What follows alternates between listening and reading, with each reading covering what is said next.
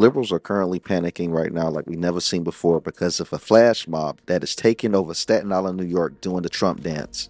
This is unreal.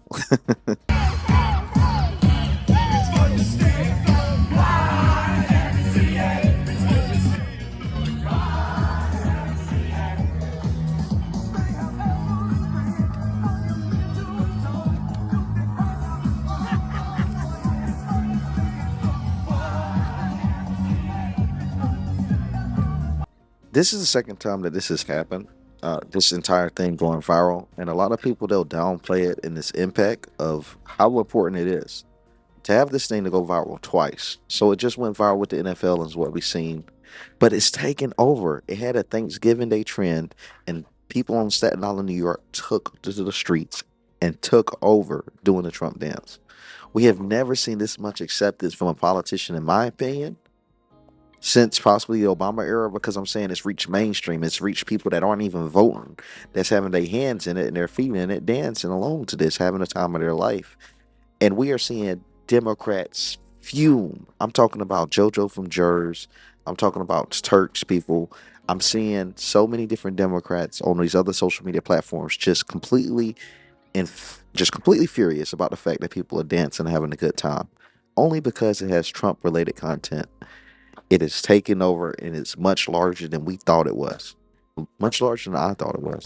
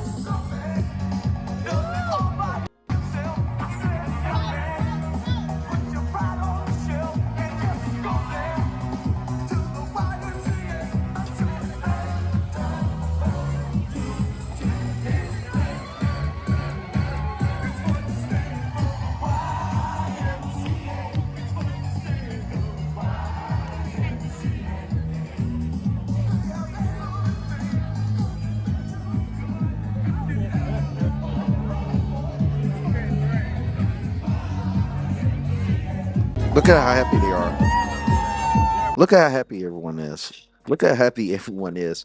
It reminds me of September the 12th, 2001. I know everyone likes to think about 9/11, but what matters to me more than 9/11, more than the Twin Towers falling, is the unity that people had and how everyone was not happy, but everyone was united under a common cause. And it seems like that is Trump, or should I say, the bad position our country is in. The bad position our country is in has led people to become unified under grievances. It seems like disaster can bring us together closer than triumphs can. And this is yet another example of it. People are in New York, which is supposed to be a Democrat landmine, Staten Island, mind you, dancing with their heart outs in the cold weather in the middle of the winter to Trump. And I know that you have some liberals that are saying, oh, they don't know what they're dancing to, the LGBTQ implications to it. What if they do? You think they're stupid? Most of these conservatives appear to be older than the age of 20. I'm sure they know the origins of the YMCA. The problem is they want to share the narrative to say that conservatives don't know the LGBTQ origins or the link to it in the LGBTQ, to try to paint conservatives as non accepting lunatics, cavemen, if you will, but they're more accepting than liberals want to accept. So they have to push this off there to make it seem like they're more ignorant than they even are. They're not ignorant. They're aware. They just simply have no problem. The president likes the song. His supporters like the song. It's nothing more, nothing less. But the amount of unity that this is bringing and the amount of fear that it's bringing in the left, it tells me something even more important, that they never truly cared about us being united. They just cared about us being divided with them having the power to unite. They wanted to be the one to unite. They didn't care about the division. They just cared if they were the ones that seen as the solution to it. Now that we're seeing true happiness, I mean, this is a sign to me, if this ain't a signal. If it was in Alabama, down here in Tennessee, in Florida, it'd be like, okay, whatever. But this is happening in New York without a Trump rally. It's just happening naturally. You don't think that's important? If you don't think that is an implication of things to come, then you haven't been watching this story long enough.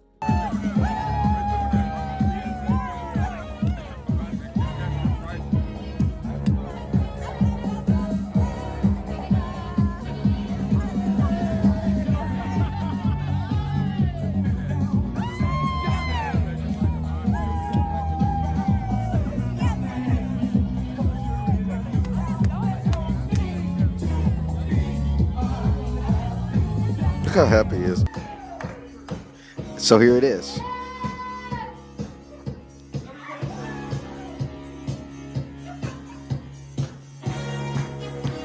So here it is with what I was saying. Yes, you can see right here on Thanksgiving, like I was saying with that challenge, this Thanksgiving challenge, you have people doing a Trump dance, and it went viral.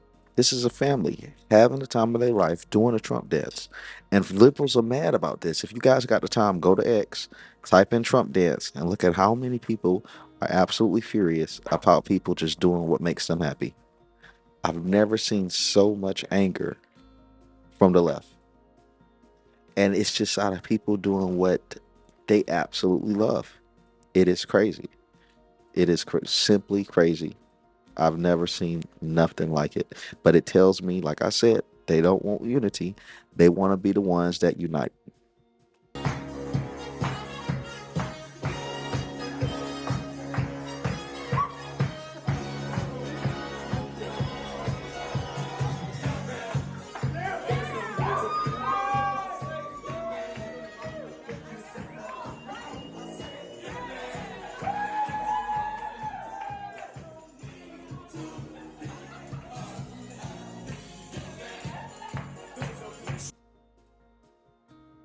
Unity, I don't know what it is. I mean, seriously, they're doing this on Thanksgiving. They're doing this on a day where you're supposed to not be thinking about politics. It's gotten to the point where the Trump dance has become pop culture, and that's what you do not want to happen if you're on the opposing party.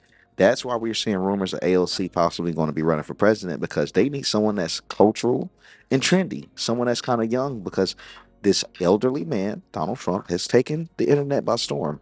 Older people aren't supposed to do that. That's not the way the world stage is set, but he is breaking these simulations, and they have to find a way to take off some steam for what Donald Trump has created. It is really going to be studied in the future.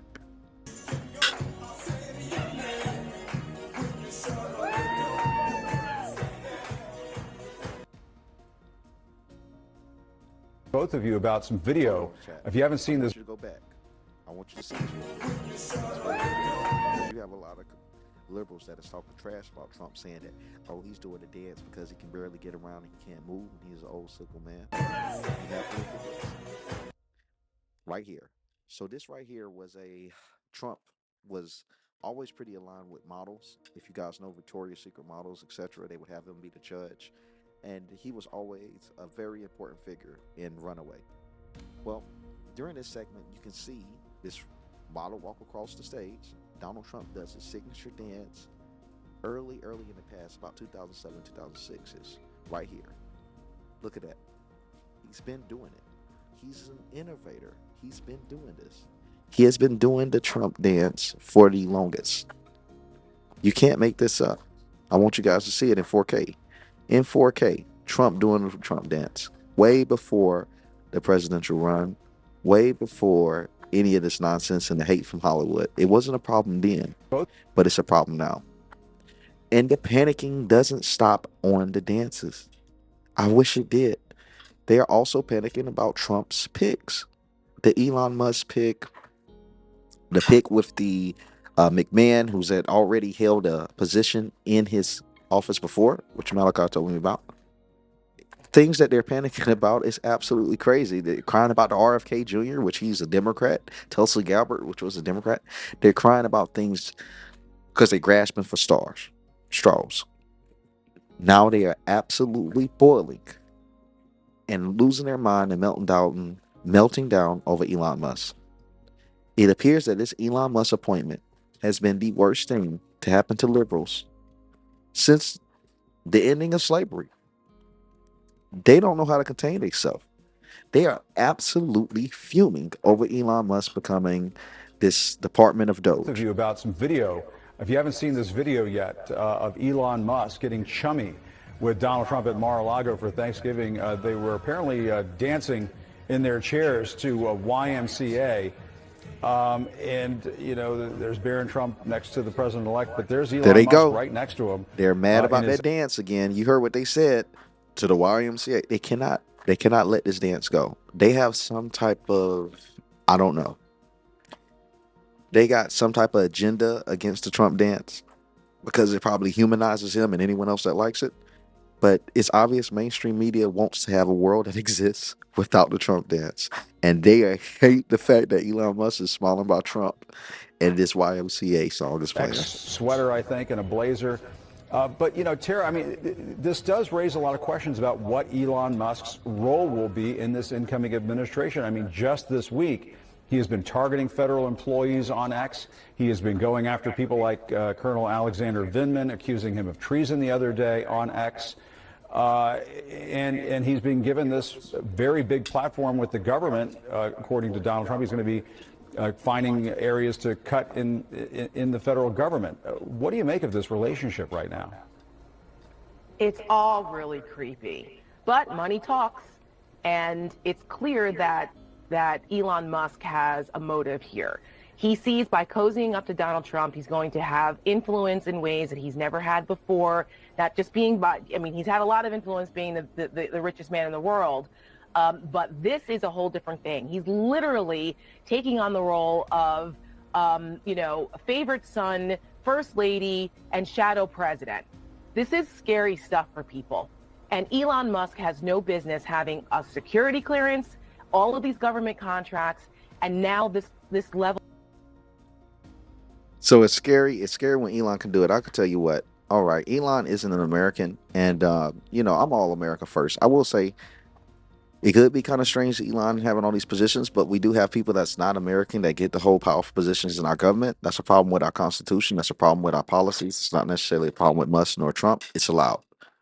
What I will say with that is, it was okay with Mark Zuckerberg, and they'll say, "Oh, Mark Zuckerberg didn't hold a role in America." I don't care if he ain't hold a role in the government because Mark Zuckerberg never had to face accountability for when he broke the law. This man, all he had to do was sit there and speak up to Congress, which he funded every last one of their elections, and he faced no type of responsibility for the things that he did to Americans, the misinformation that he pushed, and for the real information that he blocked. He faced no accountability whatsoever. So it doesn't really necessarily matter if someone doesn't hold a position in the government. He had power, a position and a title. If anything, I feel like that puts you in more of harm's way. When Elon Musk has that title, he's going to be held to a higher standard than just the owner of a social media website. So, to a sense, Mark Zuckerberg had an extensive amount of power. He had an extensive amount of power. He didn't have to be attached to the government, but not having that attachment to the government gave him more power because it allowed him to do things as an independent, not as someone that's using taxpayer dollars, not as someone that has to go through all these checks. It gave these people immunity that Musk is just unable to have. The moment he becomes a government official, he loses a lot of rights. Something I learned from being in the military is that those that defend the freedoms of others, it typically comes with you losing a few of your own because you have to be disciplined.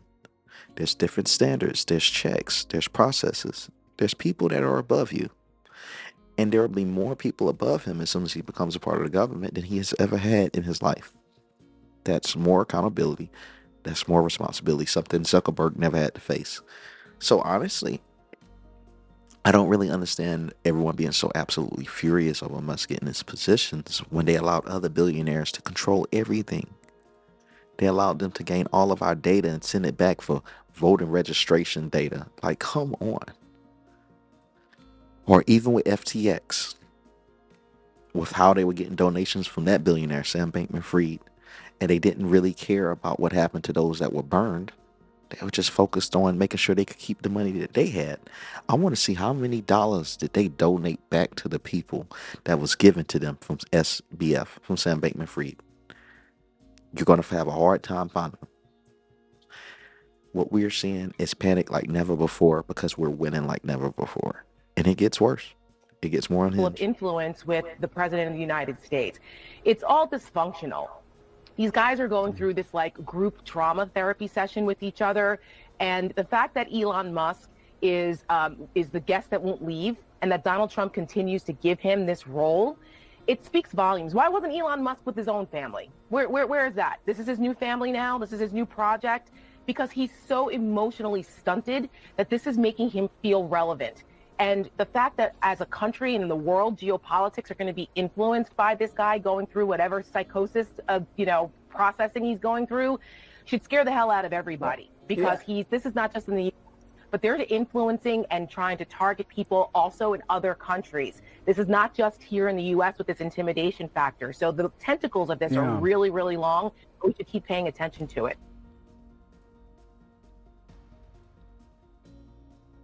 And so, yeah, now they're saying that Elon Musk is trying to feel powerful, or, trying to feel important. In case they didn't know, he is low-key the richest man in the world. So he's automatically got that. He's automatically a powerful individual that can't be taken away. He is a very powerful man with or without the government position, whether you like him or not. But they are absolutely afraid. They are afraid because conservatism is coming. It has taken over the culture. I can't come on here and get in front of the camera and say we're taking over anymore. We've taken over. Now I know we have the problems in Congress with the majority.